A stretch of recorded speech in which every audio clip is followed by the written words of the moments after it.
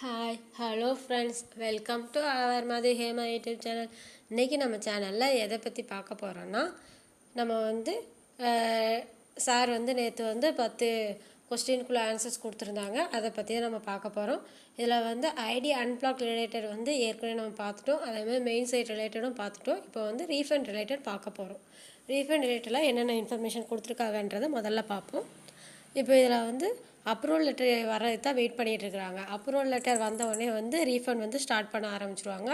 First யாருக்கு போடுவாங்கன்னா, ஏற்கனவே job வேண்டான்னு சொல்லிட்டு ரீஃபண்ட் கேட்டு மெயில் பண்ணவங்களுக்கு அந்த மெயில் செக் பண்ணி வச்சுருக்குறாங்க. அவங்களுக்கு 1 by 1 பேமெண்ட் போட்டுக்கிட்டு இருப்பாங்க. நெக்ஸ்ட்டு அக்செப்ட் ரிஜெக்ட், இது கேட்டதில் ரிஜெக்ட் பண்ணவங்க இருக்காங்கல்ல, அவங்களோட டீட்டெயில்ஸ் எடுத்து அவங்களுக்கு பேமெண்ட் போடுவாங்க.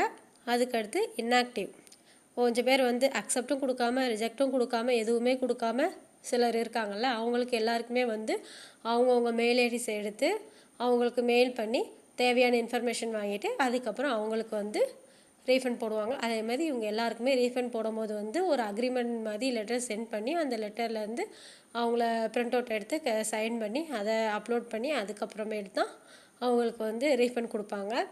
அக்ரிமெண்ட்டில் சைன் பண்ணாமல் யாருக்குமே ரீஃபண்ட் கொடுக்க மாட்டாங்க. இப்படி நாங்கள் இவ்வளோ அமௌண்ட் இவங்ககிட்ட வாங்கியிருந்தோம், அந்த அமௌண்ட் நாங்கள் ரிட்டர்ன் பண்ணுறோம் ஜிஎஸ்டி போக அப்படின்ற மாதிரி தகவல் சொல்லி அதில் கொடுத்துருப்பாங்க. அந்த லெட்டர்ஸை அவங்க சைன் பண்ணி அதுக்கப்புறம் அப்லோட் பண்ணி அதுக்கப்புறம் தான் அவங்களுக்கு பேமெண்ட் ரிலீஸ் ஆகும். அதே மாதிரி நம்ம கன்டினியூ பண்ணுறவங்க எல்லாருக்குமே அக்ரிமெண்ட் லெட்டர் கிடையாது. ஏன்னா நமக்கு போனஸ் அமௌண்ட் மாதிரி கொடுக்க போகிறாங்க. அதாவது எஸ்பிஓவில் ஜாயின் பண்ண எல்லாருக்குமே ரீஃபண்ட் கண்டிப்பாக கொடுக்க போகிறாங்க.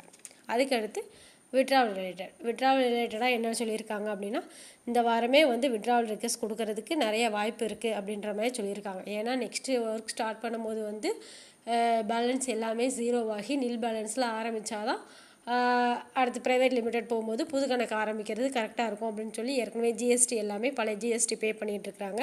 இதேமாதிரி நெக்ஸ்ட்டு என்னென்ன வேணுமோ எல்லாமே பழைய எஸ்பிஓவில் இருந்த எல்லா ப்ராப்ளமுமே சொல்யூஷன் கொடுத்து ஒரு நியூ எஸ்பிஓவை கொண்டு வர்றதுக்கு ட்ரை பண்ணிகிட்ருக்குறாங்க. அதனால் விட்ராவல் ரெக்வஸ்ட் இந்த வாரம் கொடுக்கறதுக்கு வாய்ப்பு இருக்குது. இல்லை அப்ரூவல் வர லேட் ஆகிடுச்சுன்னா நெக்ஸ்ட் வீக் கொடுத்து அதில் ஜீரோ ஆக்கிட்டு அதுக்கப்புறமேல்ட்டு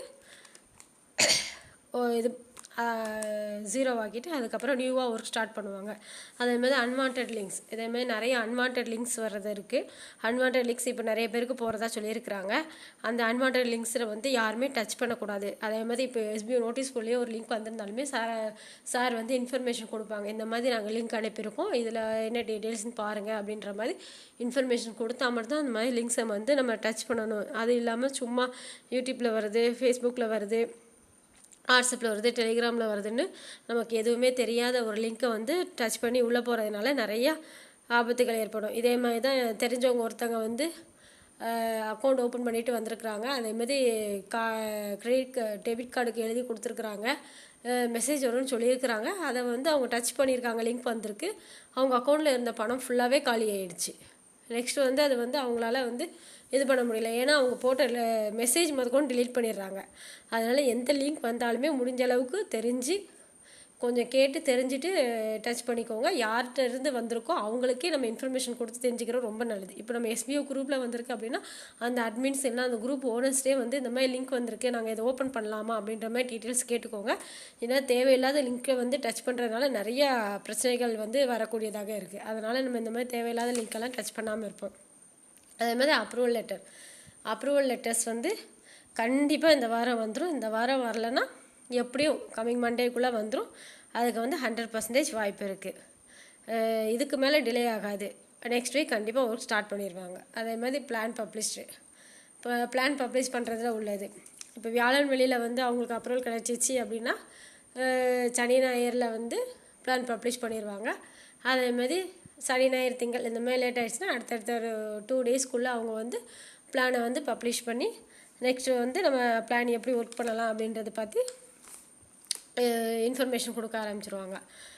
பிளான் ரிலேட்டட் இப்போ என்ன மாதிரியான ஒர்க் இருக்கும் அப்படின்றத பற்றி இன்ஃபர்மேஷன் கொடுப்பாங்க. அதாவது இப்போ 5 டைப்ஸ் ஆஃப் ஒர்க் சொல்லியிருக்கிறாங்க. அதில் 2 ஒர்க் அவங்க சூஸ் பண்ணி கொடுக்குறதாகவும் மீதி உள்ள 3 ஒர்க்கையும் நம்ம சூஸ் பண்ணிக்கிறதாகவும் சொல்லியிருக்கிறாங்க. அதே மாதிரி இதில் நம்ம இந்த ஒர்க் சூஸ் பண்ணிட்டோம்னா அந்த ஒர்க் மட்டும் தான் பண்ண முடியும், அடுத்த ஒர்க் பண்ண முடியாது. அவரவருக்கு என்னென்ன ஒர்க் கொடுத்துருக்குறாங்களோ அதை நம்ம சூஸ் பண்ணி பண்ணிக்க வேண்டியதான். அதே மாதிரி ஒர்க்கு வந்து எப்போவுமே கொஞ்சம் டீட்டெயில்ஸ் எல்லாமே அப்பப்போ நோட்டீஸ் போர்டில் கொடுக்கும்போது அவ்வளோ டீட்டெயில்ஸும் தெரிஞ்சு வச்சுக்கிட்டு நம்ம வந்து ஒர்க் பண்ணுறது ரொம்ப நல்லது.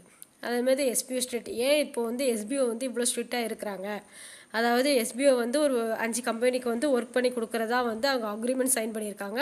அதில் வந்து ஒரு கம்பெனி வந்து 75% ஒர்க்கு வந்து நம்ம அந்த கம்பெனிக்காக மட்டும்தான் பண்ண போகிறோம்.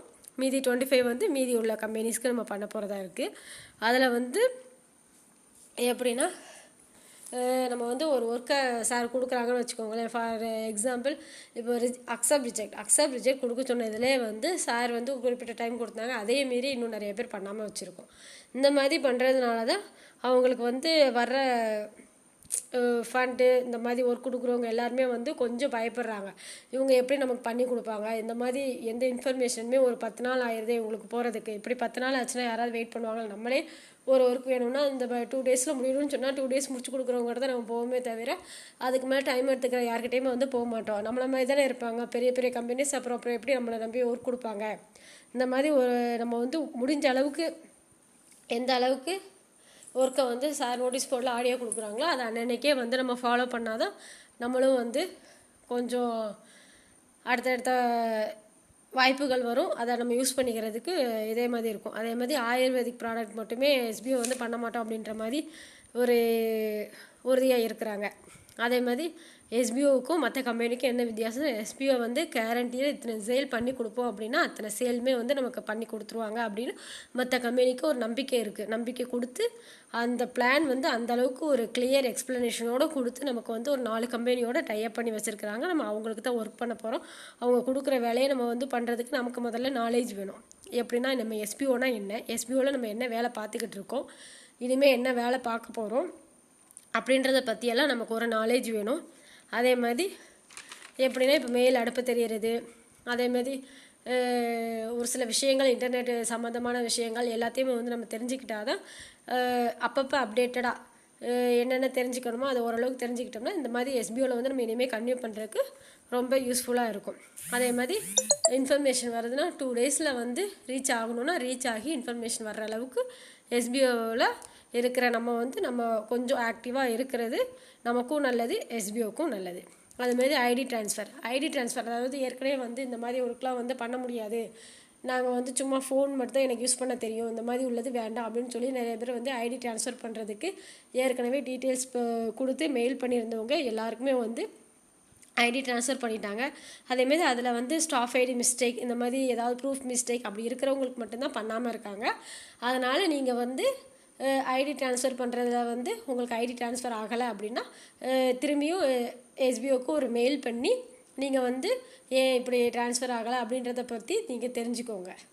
அதாவது இப்போ வந்து ஏன் இப்படி எதுக்கு எடுத்தாலுமே மெயில் போட சொல்கிறாங்க அப்படின்னா இனிமேல் நம்ம எஸ்பிஓவில் வந்து மெயில் போட்டு ஒர்க் பண்ணுற மாதிரி தான் அதிகமாக இருக்கும். அதனால் நம்ம வந்து மெயில் வந்து அதிகமாக தெரிஞ்சுக்கிட்டால் நமக்கு யூஸ்ஃபுல்லாக இருக்குன்றதுக்காக தான் இப்போ எதுனாலுமே மெயில் போடுறது ரொம்ப முக்கியம்னு சொல்கிறாங்க. அதுவே டோன்ட் ஸ்ப்ரெட் ஃபேக் இன்ஃபர்மேஷன். அதாவது எஸ்பிஓ பற்றினா எந்த ஒரு ஃபேக்கான இன்ஃபர்மேஷனும் வந்து ஸ்ப்ரெட் பண்ணாதீங்க. எஸ்பிஓ வந்து முடிஞ்ச அளவுக்கு நல்ல கம்பெனியாக தான் நமக்காக ஒர்க் பண்ணிக்கிட்டு இருக்கிறாங்க. அவங்க எந்த அளவுக்குமே வந்து நம்மளை விட்டு வெளியே போகாமல் நம்மளை வந்து ஒர்க் இல்லாத நேரத்தில் கூட நம்மளையுமே வந்து வச்சு நெக்ஸ்ட் ஒர்க் வர்றப்ப நம்மளை வச்சு தான் ஒர்க் பண்ணிகிட்டு இருக்கிறாங்க. அதை விட்டுட்டு அவங்க வந்து தப்பானவங்க இந்த மாதிரி ஏமாத்துறாங்க இந்த மாதிரி அப்படி இப்படின்னு தேவையில்லாத இன்ஃபர்மேஷனை வந்து நீங்கள் கொடுத்து இது பண்ணிக்காதீங்க. அதுவும் எஸ்பிஓ மெம்பர்ஸாக இருந்தீங்கன்னா கண்டிப்பாக லீகலாக வந்து உங்கள் மேலே வந்து லீகலாக கம்ப்ளைண்ட் கொடுக்கறதுக்கு கூட வாய்ப்பு இருக்குது. ஏன்னா நம்ம வந்து அந்த பாயிண்ட்ஸ் எல்லாமே படித்து பார்த்து தான் நம்ம வந்து அக்செப்ட் கொடுத்து தான் நம்ம உள்ளே வந்திருக்கோம். அதில் இந்த மாதிரி பாயிண்ட்ஸ் எல்லாமே நோட் பண்ணியிருக்காங்க.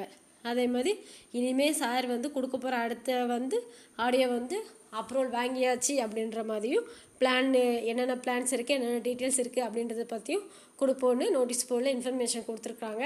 மேலும் நோட்டீஸ் போர்டு இன்ஃபர்மேஷன் ஃபாலோ பண்ணணுன்னா என்னோடய சேனலை சப்ஸ்கிரைப் செய்து கொள்ளுங்கள், ஷேர் பண்ணுங்கள், கமெண்ட் செய்யுங்கள். Thank you friends.